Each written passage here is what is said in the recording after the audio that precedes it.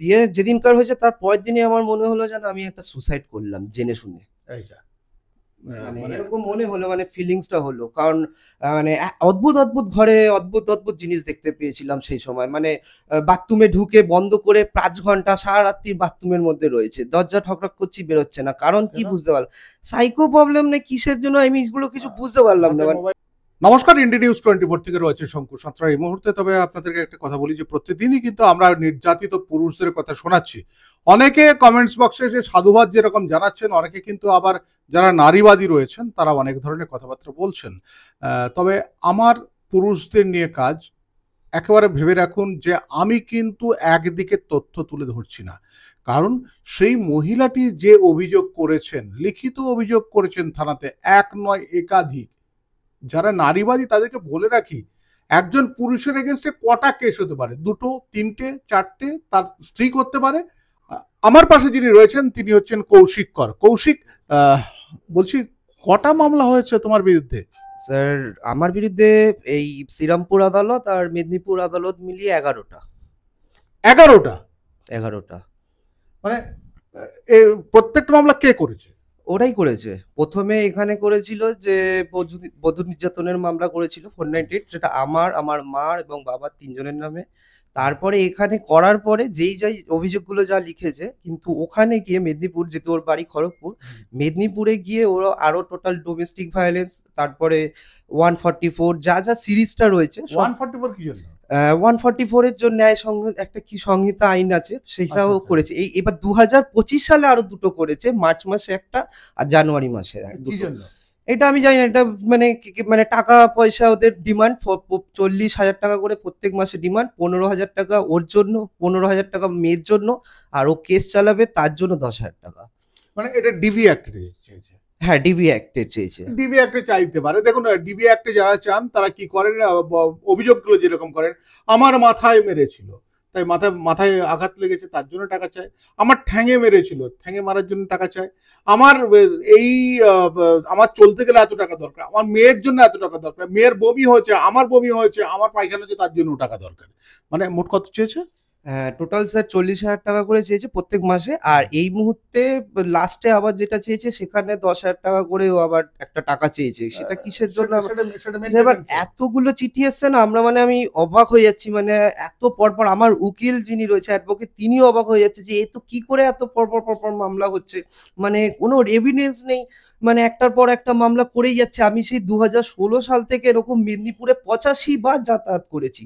আমি, আমার মা বাবা সিনিয়র সিটিজেন, তারাও এরকম মেদিনীপুরে খুঁড়িয়ে লেংড়ে গেছে।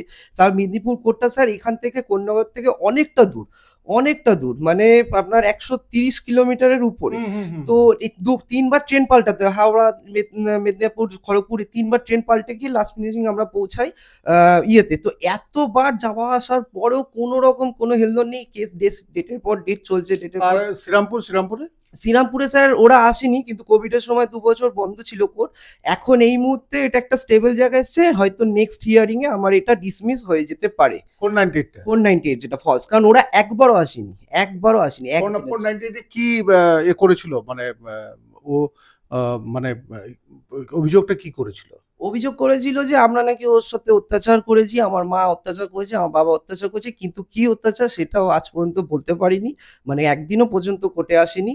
আর মানে যা লিখেছে আমি আপনাকে দেখাতে পারি যে পুরোটাই ফলস। মানে এখানে লিখেছে আমাকে ঘর থেকে বার করে দিয়েছে, ওখানে গিয়ে এখানে লিখেছে আমি ঘর থেকে স্বইচ্ছায় বেরিয়েছি পরিবারের সাথে, মানে 498 লিখেছে থানায় বসে। আবার ওখানে লিখেছে যে আমাকে ওরা মারধর করে ঘর থেকে বার করে দিয়েছে। একই লোক, একই বয়ান, দুটো কোর্টে দুটো আলাদা বয়ান।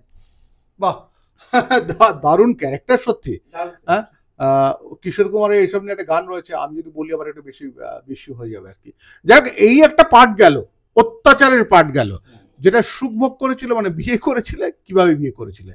বিয়েটা স্যার অ্যাকচুয়ালি প্রথমে আমার 13 সালে ওর সাথে 13 সালের শুরুর দিকে ফেসবুকের মাধ্যমে আলাপ হয়েছে। 8 বার দেখা হয়েছে, যেহেতু খড়গপুরে থাকতো, এখানে 8 বারের মতন বিয়ের আগে দেখা হয়েছে। তারপরেও প্রথম দিন দেখা করার পর থেকেই বলেছিল যে তুমি কবে বিয়ে করবে।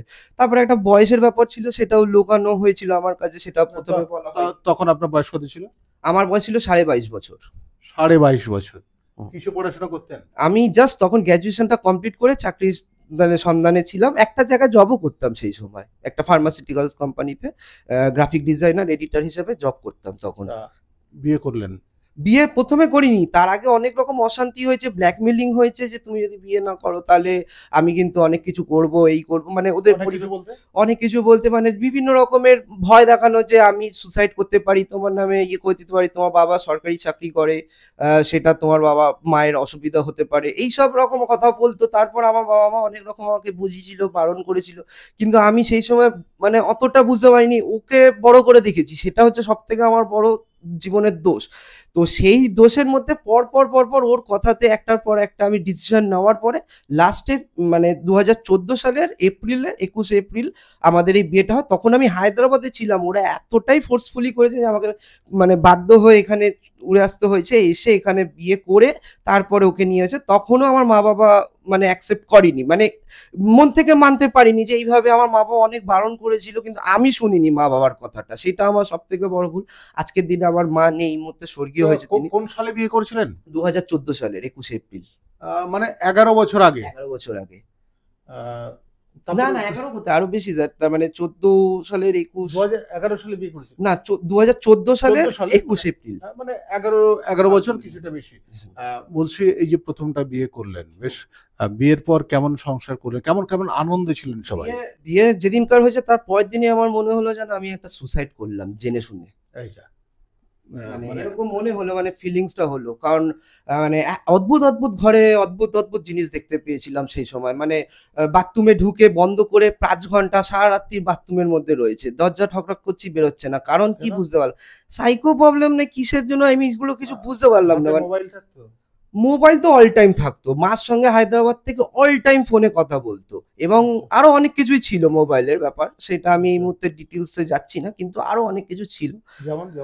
যেমন এই সোশ্যাল মিডিয়া অ্যাক্টিভনেস, এইটা একটা ছিল। তারপরে 2 নম্বর আপনাকে স্যার একটু বলেছিলাম যে ব্যাপারটা ওই যে একটা সংখ্যালঘু ছেলের সাথে একটা সম্পর্ক ওর আগে ছিল, বিয়ের আগে, কিন্তু সে বন্ধু হিসাবে ও বলতো, কিন্তু ওকে মেসেজ করতো। এবার মানে মাঝে মাঝে মেসেজ করতো, এবং বিয়ের পরে মেসেজটা আবার শুরু হলো, যখন মেয়ে হলো তারপরে মেসেজ করা হয়েছে, এবং সেটা থানায় ডায়েরিও করা হয়েছিল যে কেন মেসেজ করছে। এই ডায়েরি কেন করা হয়েছে সেই রাগটা ছিল আমার উপরে এবং আমাদের পরিবারের উপরে। তারপর দিনই 498 কেস করেছে, ডেট মানে অ্যাকর্ডিং টু মানে পেপারস সব দেখতে পাবে, মানে লেখা আছে, ঠিক তার পর দিনই করেছে বিকালবেলা, পুরোপুরি প্রি প্ল্যান্ড। মানে এই ব্যাপারটা ফলস মানে কেসগুলো পুরোপুরি করেছে। আসলে কৌশিকের সঙ্গে কথা বলছি, ওরও কাগজপত্র যেগুলো আছে সেগুলো অনুযায়ী আমি কথা বলছি যে 498-এ এক ধরনের অভিযোগ যে আমি স্বইচ্ছায় বেরিয়ে এসেছি, আর যখন ডিভি অ্যাক্ট করতে গেল, ডোমেস্টিক অ্যান্ড ভায়োলেশন অ্যাক্ট, যেখানে ক্রুয়েলটি নিয়ে বলা হচ্ছে, সেখানে বলা হলো মানে মহিলা বললেন তাকে ঘর থেকে বের করে দেওয়া হয়েছে। আসলে আমি এইসব মহিলাদের উদ্দেশ্যেই বলি, আপনারা যারা মানে মামলা করতে যাচ্ছেন, কিংবা যিনি আপনাকে লিখে দিচ্ছেন, কিংবা যিনি আপনাদের মদত দিচ্ছেন, আপনারা তাদের মদতে পড়বেন না। একটাই কারণ, আপনাদেরকে বলে দিই যে ওর যে সিচুয়েশন রয়েছে এই মুহূর্তে, ও যদি হাইকোর্টে চলে যায়, কারণ যেহেতু দুটো ডিস্ট্রিক্টে মামলা রয়েছে, দুভাবে রয়েছে, ও যদি এই মুহূর্তে হাইকোর্টে চলে যায়, আপনি মহিলা জানবেন আপনার কিন্তু চোখের জল ফেলতে হবে। বলছি আর একটু তোমার কাছে আসি। বিষয়টা হচ্ছে, দেখো, তোমার স্ত্রীর সঙ্গে স্বামী স্ত্রীর রিলেশন কেমন ছিল? একদমই বাজে ছিল। মানে আমি